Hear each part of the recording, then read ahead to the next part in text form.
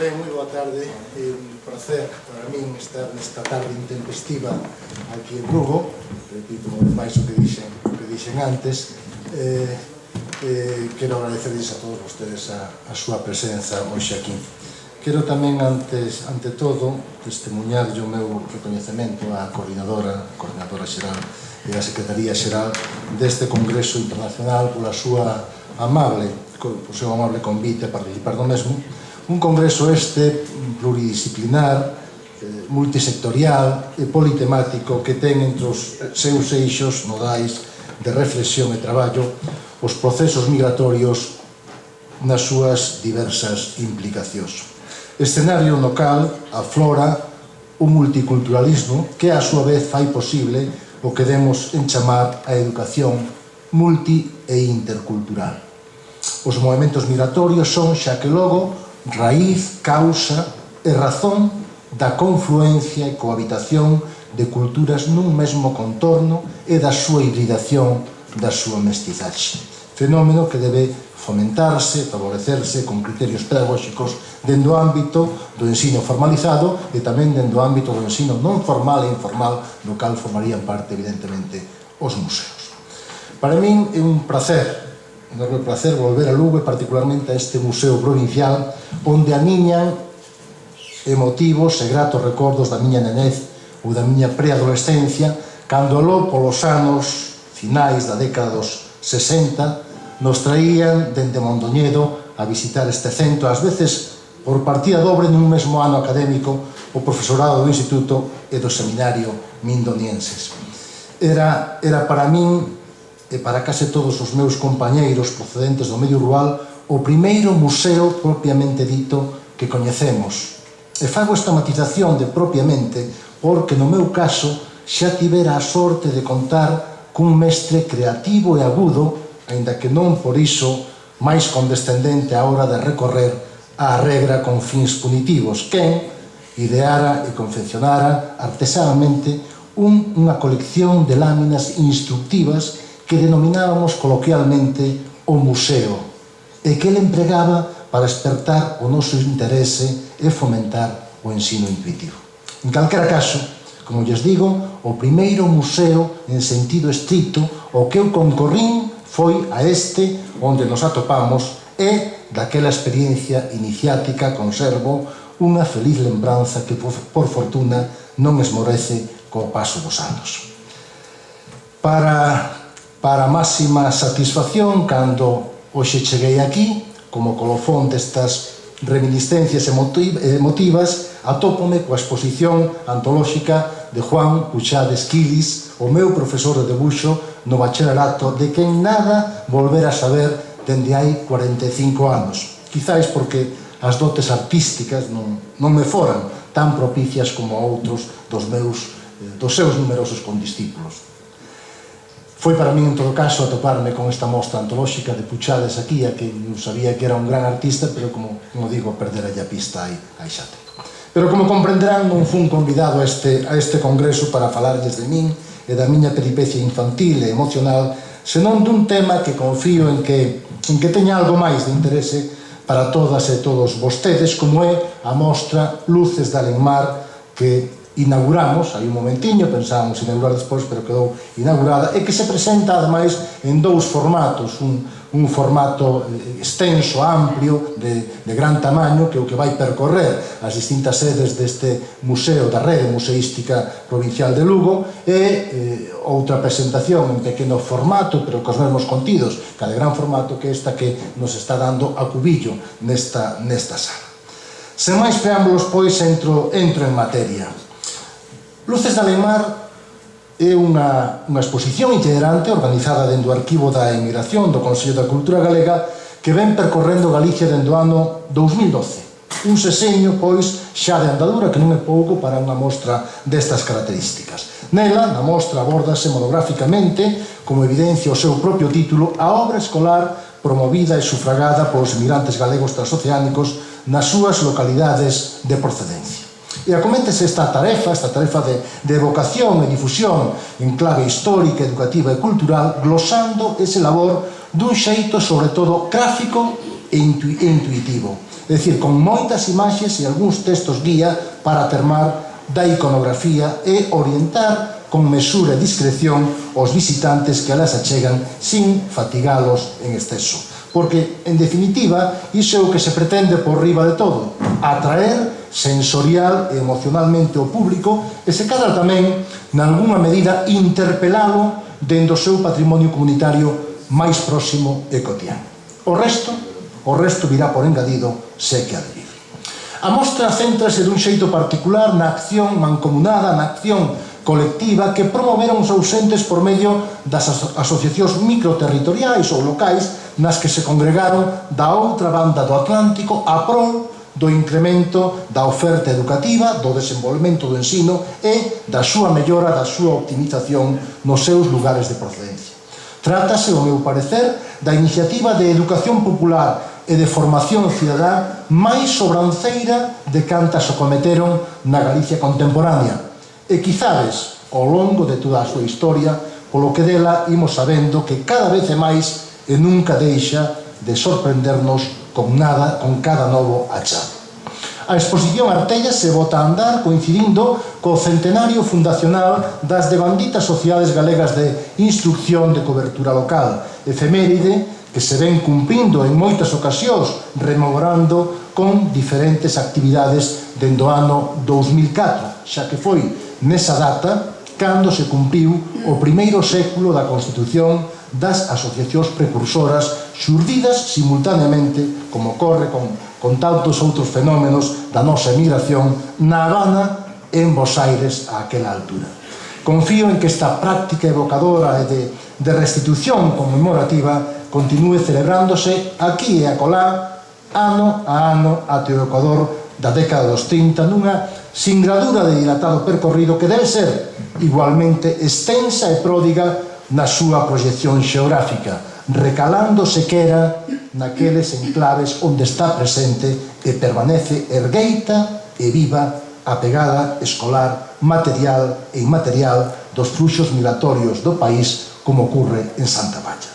Coa exposición que agora recala neste museo provincial e de seguida nos demais centros da rede museística e con outra serie de recursos complementarios que se ofertan canda ela, os dous catálogos da exposición que se poden descargar da páxina do Consello da Cultura Galega, o sitio web das Escolas da Emigración, tamén accesible dende o portal do Consello da Cultura Galega, a mostra virtual que está igualmente a disposición de todos vostedes en internet e con distintas presentacións multimedia, con todo este aparataxe, con todo este xogo de elementos, perséguense tres obxectivos. O primeiro deles renderlles unha homenaxe de lembranza, enaltecemento e gratitude ás asociacións galegas da emigración impulsoras da experiencia de escolarización popular evocada.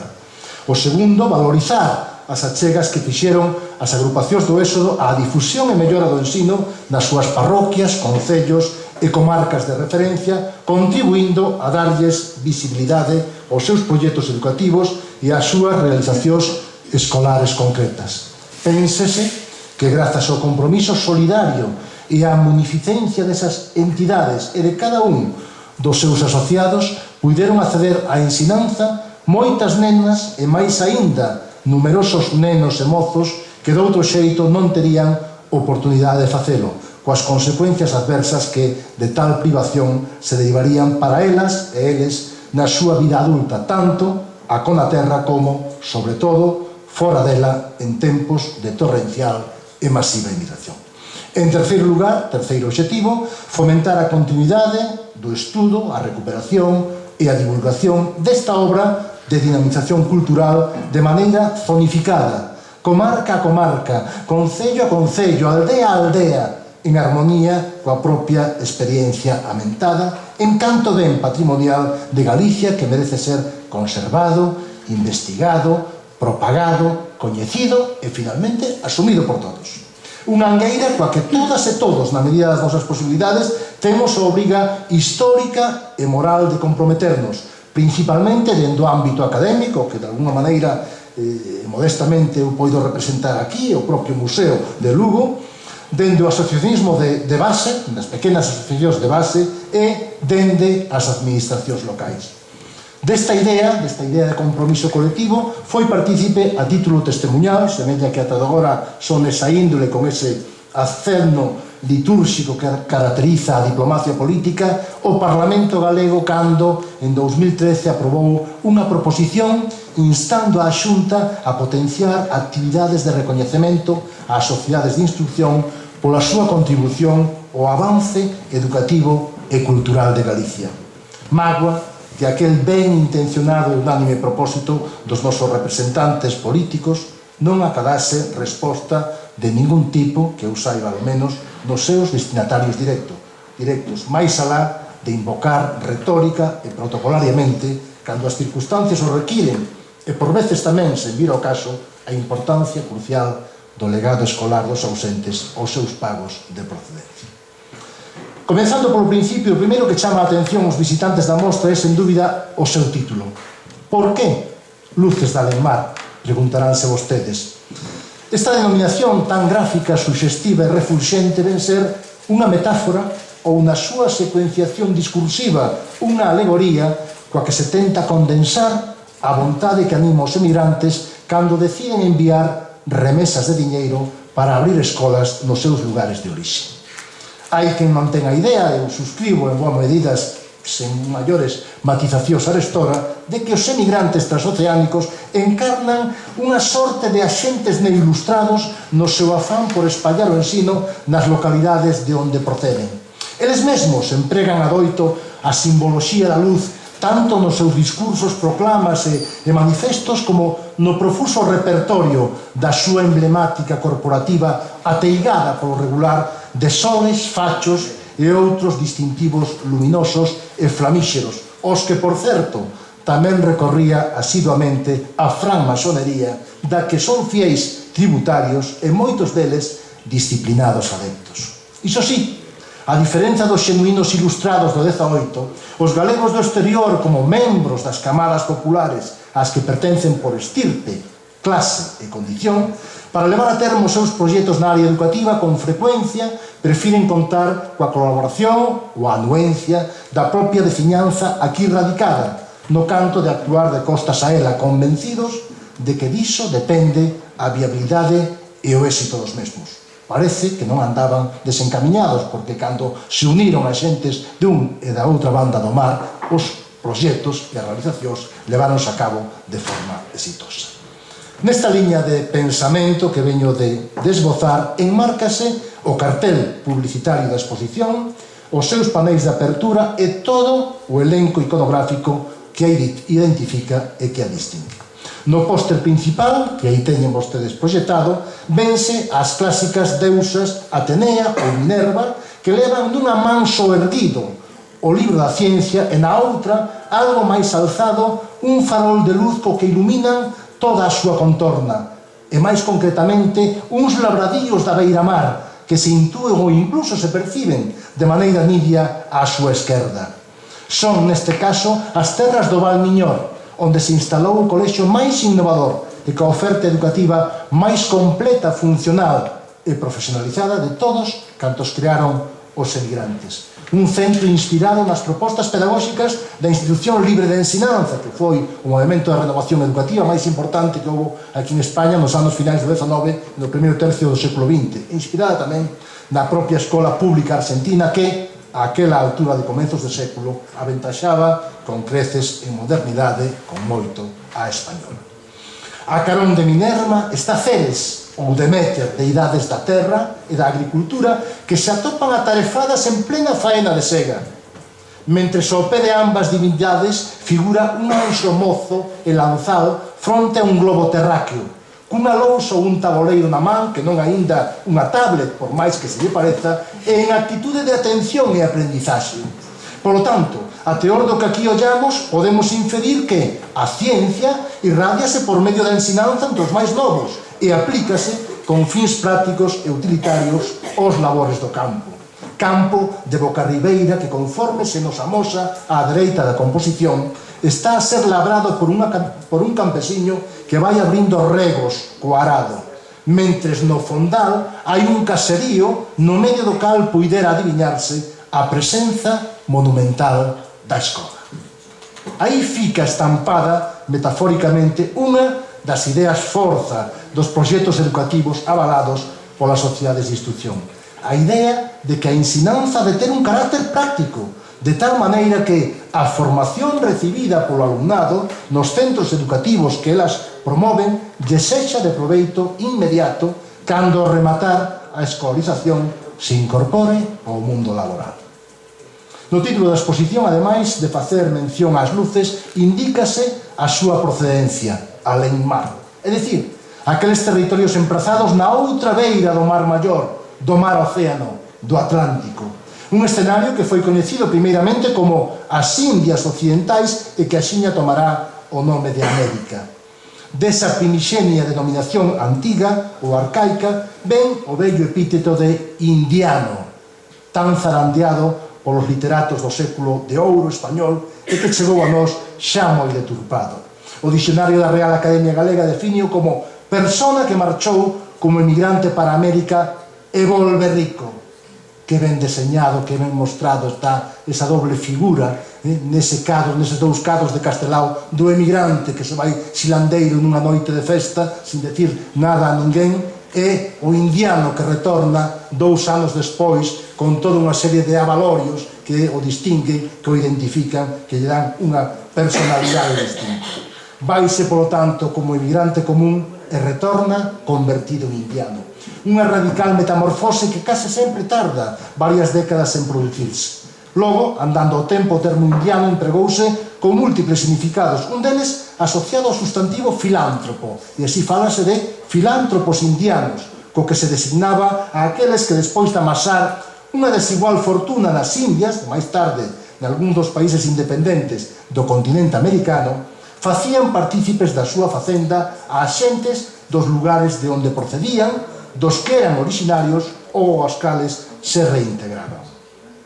Neste mesmo senso, coñécense como fundacións docentes dos indianos aqueles establecementos educativos que se crean e se sosteñen co diñeiro outorgado por algún indiano, con independencia de que regresase ou non ao seu lugar de partida. Se non volvía el, tornaba, cando menos, a súa memoria en forma de legado, o que alongaba simbólicamente a existencia do doante e convertíao nalgúna medida en inmortal no imaginario colectivo da súa veciñanza e ás veces incluso se a sorte lle era propicia no dos alleos. En suma, do exposto ata aquí despréndese que alén-mar denota tanto as Indias Occidentais como o territorio que hoxe coñecemos co topónimo de América. Precisamente de ali é de onde veñen as luces da educación, da ensinanza, da formación, da cultura, ás que antes me refería. Manuel Murguía proclamaba con rotundidade cando pregoaba: de allí ha de venirnos la luz, segundo nos recordaba o intelectual emigrado natural desta cidade de Lugo e radicado na República Argentina Manuel Castro López á altura do ano 1914. E de ali veulle algo máis que a luz, precisamente a institución que Murguía representaba, como se decía antes aquí, a Real Academia Galega, a cal fora fecundada, e non por casualidade, dende a Habana, e que foi sostida durante moito tempo dende Cuba e dende Buenos Aires. Como subtítulo da mostra, convimos en escoller o rótulo As escolas de americanos en Galicia, unha expresión de fasquía máis moderna en contraste coa anterior. A palabra americano, na linguaxe coloquial, usábase para nomear os que regresaban de América, uns con fortuna e outros sen ela. Da mesma maneira que se chamaban habaneiros, máis polo común en castelán, habaneros, os que retornaban da Habana, en xeral por extensión, os que volvían de Cuba. Estes, claro está, tamén coñecidos de forma xenérica como cubanos. Sábeno ben na Chaira e na Mariña, onde esta nomenclatura se empregaba a cotío, como quedou recollido nas crónicas de viaxe e de visita ás escolas que Luís Bello redactou para o diario madrileño El Sol na década dos anos 30 e que logo se compilaron en forma de libro en distintas edicións. En consonancia con isto, cando se fala das escolas de americanos, estánse a mencionar aqueles centros de ensinanza que foron creados a partir de comenzos do século XX ata os seus anos centrais polas asociacións de ámbito local que constituíron os emigrantes galegos en América. Estas asociacións reciben o nome de Sociedades Galegas de Instrucción. Hai escolas de americanos non só aquí en Galicia, senón tamén en Asturias, en Cantabria, en La Rioja e en Castilla e León, cando menos. Sen embargo, Galicia e Asturias son os núcleos máis fértiles neste tipo de institucións. Dende esta rápida lectura interpretativa dos paneis iniciais da mostra, temos delimitadas xa as dúas variantes de intervención escolar polas que optaron os galegos de América. Dunha banda, a variante individual, que se concreta nas fundacións docentes e nas remesas escolares dos indianos, e da outra, a variante colectiva, que se materializa nas escolas de americanos implantadas e sostidas polas sociedades de instrucción. A partir deste pórtico dos paneis lineares, a exposición Luces de Alenmar estructúrase en 15 seccións temáticas ou bloques de contido. No primeiro deles preséntase Galicia como comunidade emigrante. Nada, absolutamente nada, do que se relata e ilustra na mostra se entendería, nin tería razón de ser, de non darse unha condición previa e ineludible para explicar todo o que ven logo. E esa condición previa é a da emigración do pobo galego. Este fenómeno crónico e continuo na historia do país, muda ademais de categoría, converténdose en éxodo dende a penúltima década do século XIX, para manter ese trazo torrencial durante o primeiro terzo do novo século XX. Un dato abonda para acreditalo sen rodeos. Entre 1880 e 1930 saen de Galicia con destino a América alrededor d'1,5 millón de persoas, máis da metade dun censo demográfico que o país nunca chegou a acadar, porque Galicia nunca chegou a ter 3 millóns de habitantes, hoxe din que temos menos de 2.700.000. Bueno, pois a metade deses 3 millóns que nunca chegamos a ter saíron pola vereda da emigración.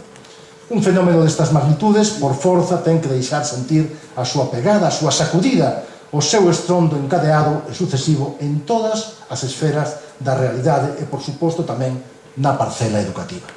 Así e todo, malia o trauma persoal e social que toda emigración conleva, que toda emigración comporta, no caso galego, o éxodo non foi quen de crebar os vínculos de unión dos ausentes cos seus lugares de procedencia. Pola contra, máis ben contribuiu a afianzalos e a robustecelos ostensiblemente. Isto precisamente fixo posibles as remesas de todo tipo que os emigrantes transferiron dende épocas temperás ás súas localidades nativas. E un dos sectores beneficiarios de tales remesas, e non o menor, por certo, foi o do sector do ensino. Pero moito antes de que a emigración adquirise as proporcións multitudinarias da contemporaneidade, os galegos do exterior xa comenzaran a enviar remesas para mellorar a oferta educativa na súa terra de orixe. E os pioneiros desa acción altruísta foron os que denominei filántropos indianos. A eles está dedicado o segundo bloque da exposición. Dende os albores do século XVII temos noticias das achegas escolares destes mecenas que en Portugal, onde tamén abundaron e moitísimo máis que aquí en Galicia, levan o nome de beneméritos brasileiros. Que nome tan bonito, que sintagma máis fermoso. Entre eles destaca un, de maneira sobranceira fronte aos demais, o denominado Conde de Ferreira, Xoaquín Ferreira dos Santos, que el só axudou a escolarizar medio Portugal. El só chegou a crear 120 escolas no norte de Portugal. Na exposición contabilízanse nominalmente 134 filántropos indianos, pero con toda a certeza que houbo algúns máis, e o seu labor mantívose activo case ata os nosos días. Entre os que gozaron de maior popularidade polos seus legados, non só educativos, senón tamén noutros eidos sociais, figuran os nomes de José García Barbón, en Verín, en Vigo. José García Barbón foi un eminente emigrante que recalou na Habana, pasou ali unha parte importante da súa vida, el partira de Verín e tratou de reintegrarse á propia localidade de Verín cando retornou, pero ali os caciques locais fixeron a vida imposible, de tal maneira que tuvo que recluirse en Vigo, para a sorte de Vigo, onde fixo unha gran obra social. Fernando Blanco de Lema en Cee, onde creou a finais do século XIX un colexio magnífico que se decía que era unha auténtica universidade local e que sigue funcionando como instituto de ensino secundaria. Os irmáns García Naveira en Betanzos, que crearon ese magnífico parque precursor do pasatempo que pasa por unha situación lastimosa nos últimos anos, a piques de ser declarado paradóxicamente ben de interese cultural. Pero en Betanzos, os irmáns García Naveira, además dese parque temático do pasatempo, crearon tamén escolas, tanto para os obreiros que traballaban no parque temático como para os nenos e as nenas da localidade. José Carrera, en Corcubión, que tratou de crear ali unha escola de artes e oficios, ainda que despois quedou convertida nunha escola de ensino primario. Guillermo Álvarez Pérez en Cortegada, Policarpo San en Vigo. E aquí na provincia de Lugo, sobre Xain, Pascual Villapol en Foz. Curioso personaxe este Pascual Villapol, que creou unha escola no século XVIII na cal, a principios do século XX, estaba ubicada na planta primeira, planta baixa, mellor dito, o cárcere da localidade, e na primeira planta a escola. De tal maneira que había un diálogo fluido, diríamos hoxe case inclusivo, entre os presos que estaban ali no presidio local e os nenos que iban á cárcel, intercambiándose non solamente parolas, senón tamén alimento. Isto relatou moi ben Luis Bello nas súas crónicas de viaxe.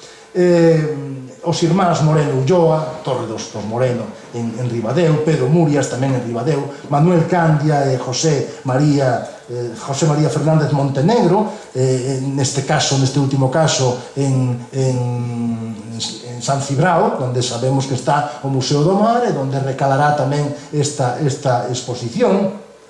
Vicente Abadín García en Viveiro, ou nas vésperas do noso tempo, un indiano dos nosos días, Belarmino Fernández Iglesias en Sober, da localidade de Sober, do concello de Sober, parroquia de Rosende.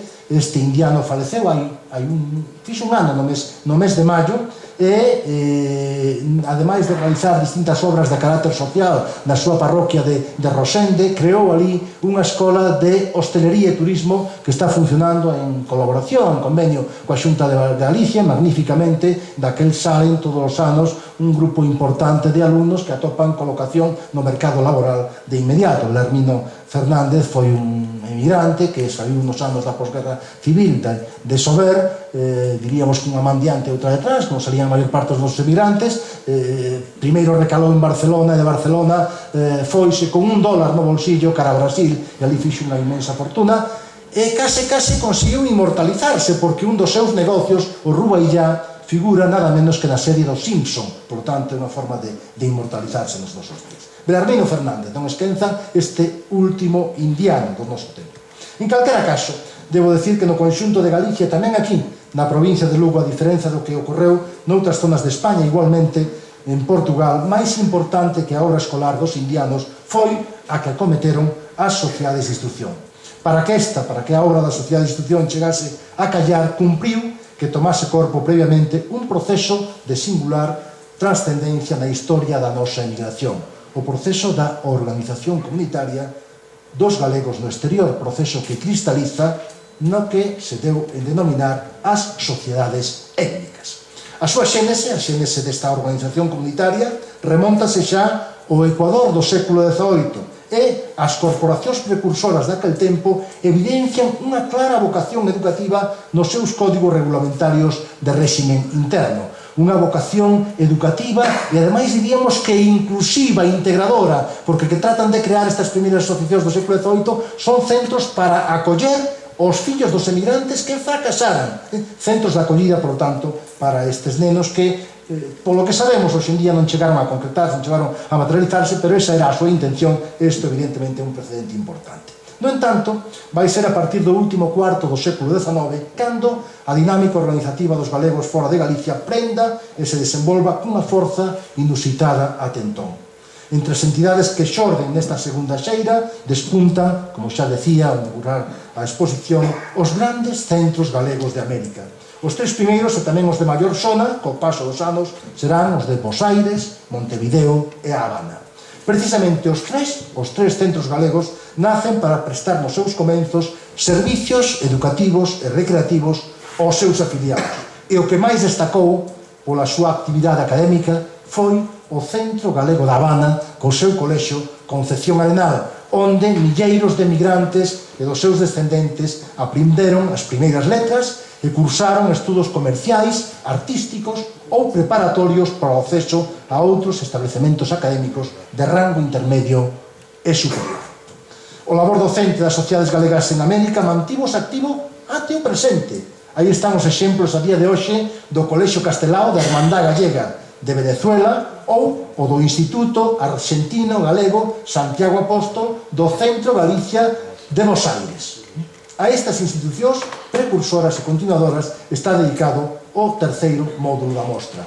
Quixera facer un engadido respecto do Colexio Santiago Apóstol do Centro Galicia de Bos Aires, porque o Centro Galicia de Bos Aires é o resultado e o produto da fusión dos 400 provinciales que se crearon tras a Guerra Civil Española, entre os cales vai a despuntar de maneira moi notable o Centro Lucense. O Centro Lucense era o que tiña máis socios e o que tiña tamén un maior número de solares, de predios, non? E o Centro Lucense foi onde se casaron moitos dos nosos emigrantes, porque era o que organizaba os bailes sociais todos os fins de semana onde acudían os nosos emigrantes. Bueno, pois o Centro Lucense é o resultado da integración, da fusión de moitas sociedades destas de ámbito local, de tipo instructivo, que acabaron constituindo este centro provincial. Por tanto, as sociedades de instrucción que crearon escolas aquí en Galicia, de algún modo, siguen intervindo no ámbito educativo a través deste Centro Galicia constituído en Bos Aires.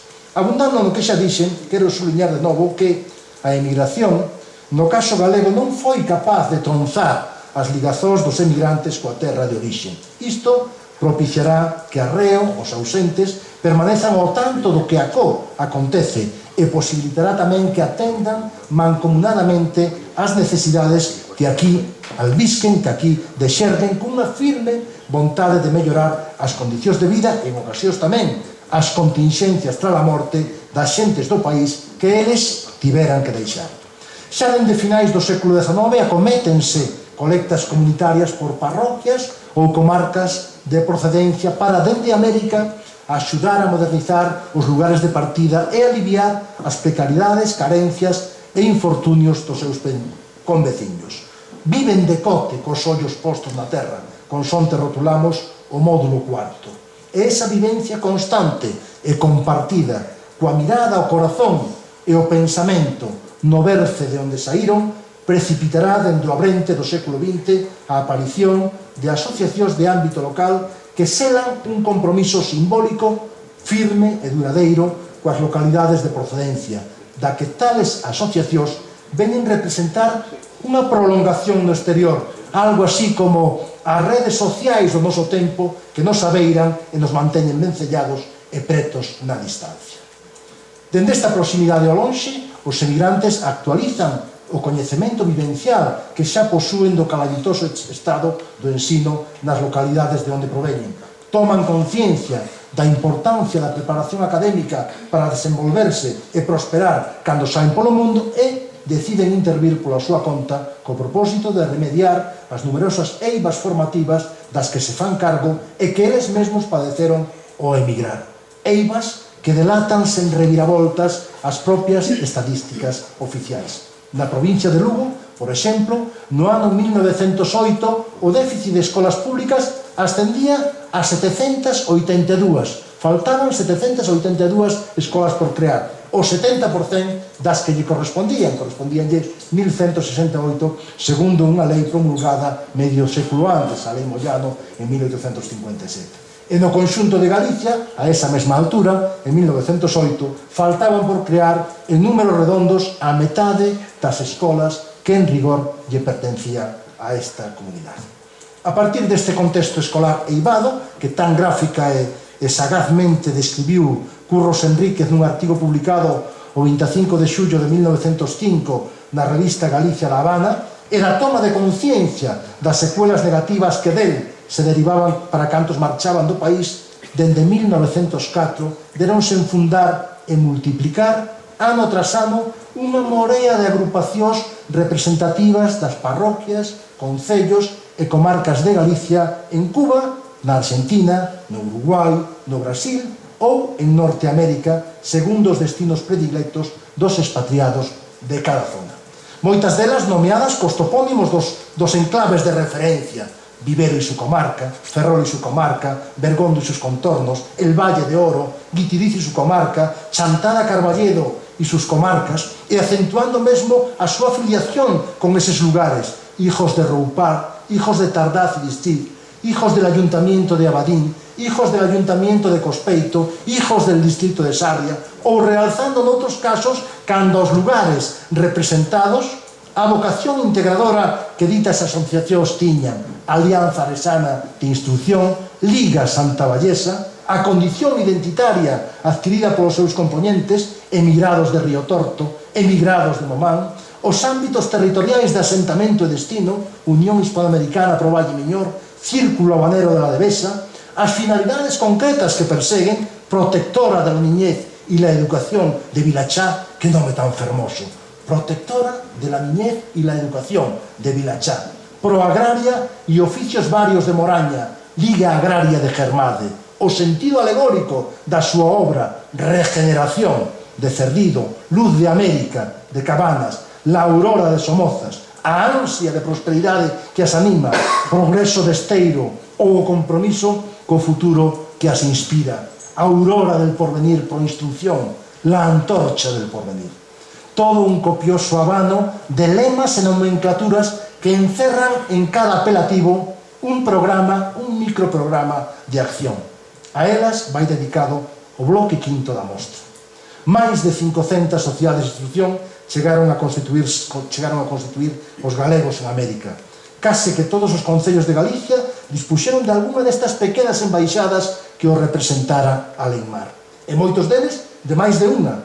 Dos emigrados da provincia de Lugo contabilízanse 124 con a clara hegemonía dos municipios e parroquias da Terra Chá, 34 sociedades, seguidos a moita distancia polos da Mariña Oriental, 15 sociedades.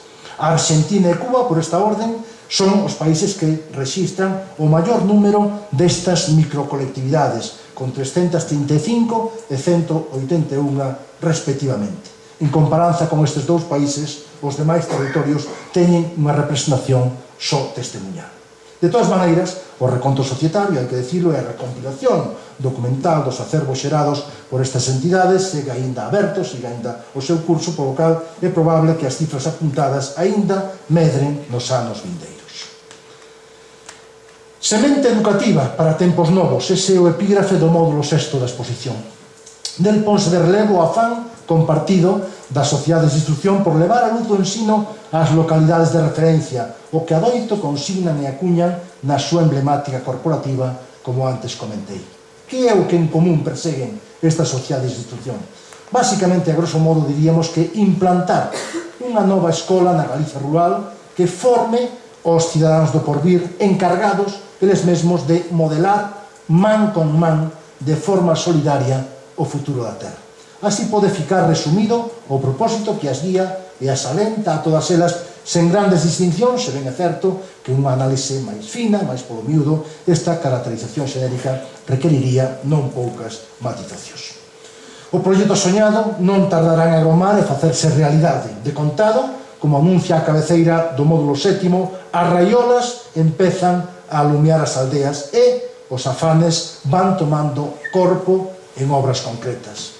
Máis de 250 colexios, con non menos de 350 aulas, espalláronse pola xeografía galega.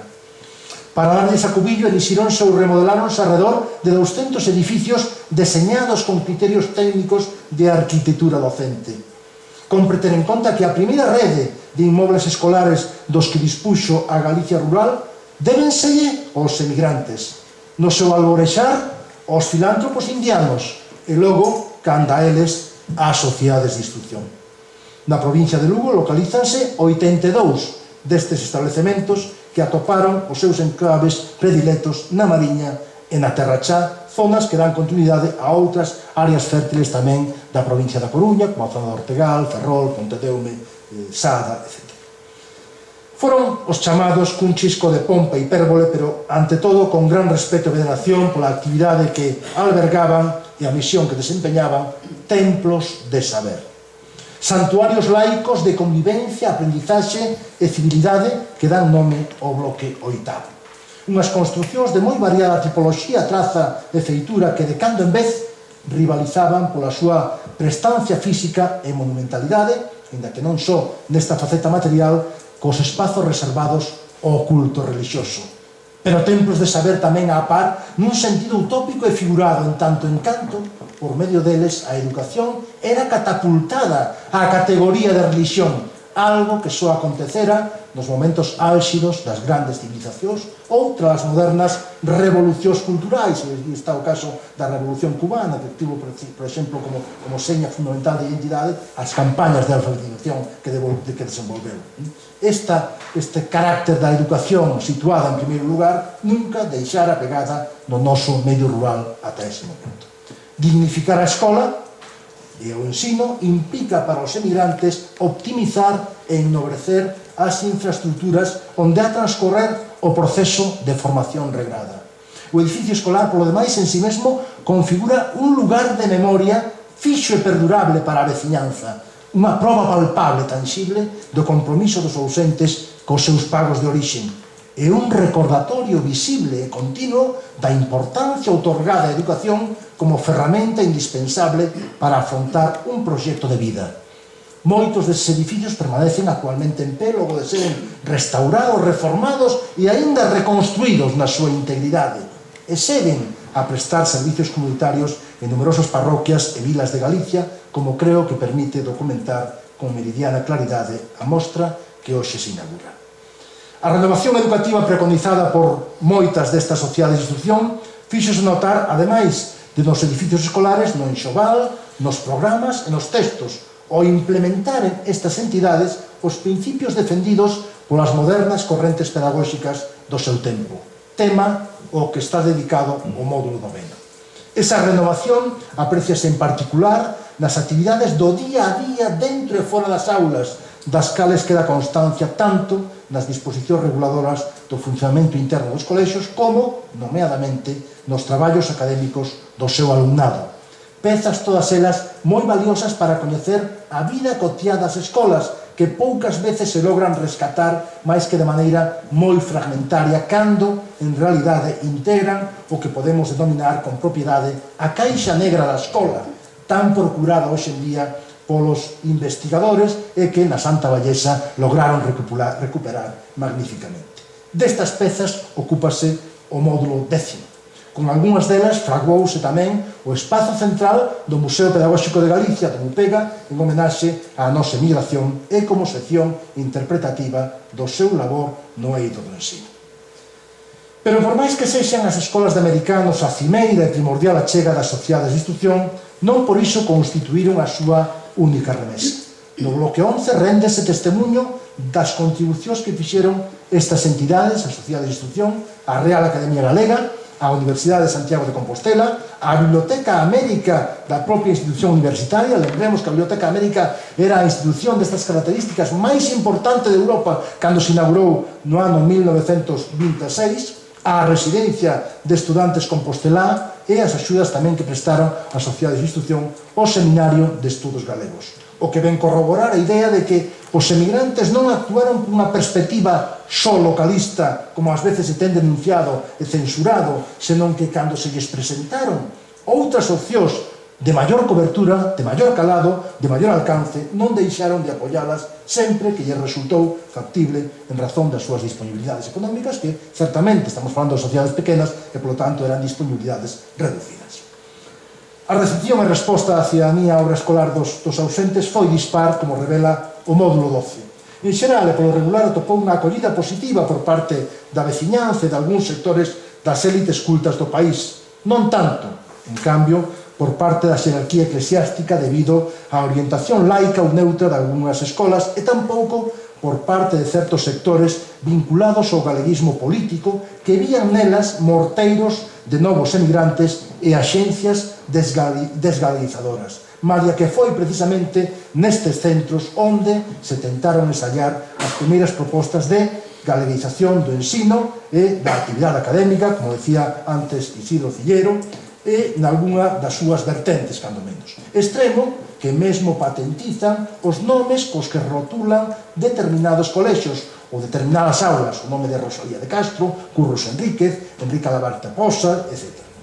A experiencia escolarizadora dos emigrantes no seu conxunto, porén, non espertou só a atención dos observadores da terra e da diáspora, senón tamén a semade de algúns educadores, xornalistas, intelectuais e viaxeiros foráneos que, sorprendidos pola obra colectiva de educación popular auspiciada polos galegos do exterior, glosárona frecuentemente en termos laudatorios. E aí teño que remitirme, unha vez máis, ás crónicas de viaxe de Luis Bello ou os distintos escritos que redactou, que elaborou Rafael Altamira, un eminente historiador e americanista, mediador dos emigrantes coa súa terra e coa intelectualidade da época, que glosou sempre en termos altamente laudatorios as escolas fundadas polos emigrantes. Con todo, o labor realizado no eido educativo polas sociedades galegas de instrucción non estivo exento de polémica e disputa dende as súas orixes. E as actitudes ante el diferiron abertamente. Uns mantiñan que o prioritario era que as colectividades do éxodo construíran edificios e os forneceran con suficiencia de recursos para logo cederllos ao Estado.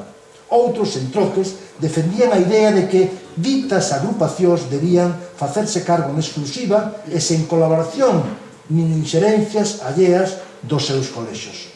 Na práctica, podemos decir que coexistiron as dúas variantes de actuación, pero antes ou despois, por vía de cesión voluntaria ou de apropiación forzosa, leas aquí, incautación durante o franquismo, a meirande parte dos inmobles docentes elixidos polos emigrantes acabaron por teren titularidade pública, o que supuxo un aforro inversor moi considerable a curto, medio e longo prazo para as arcas dos concellos e do Estado, como se documenta no módulo 13. Iso sí, aqueles edificios xa centenarios ou a piques de selo hoxendía, erixidos co diñeiro chegado de América, case nunca perderon a condición de equipamentos infraestructurais en proveito da comunidade humana asentada ao seu carón, como quixeron sempre os seus patrocinadores.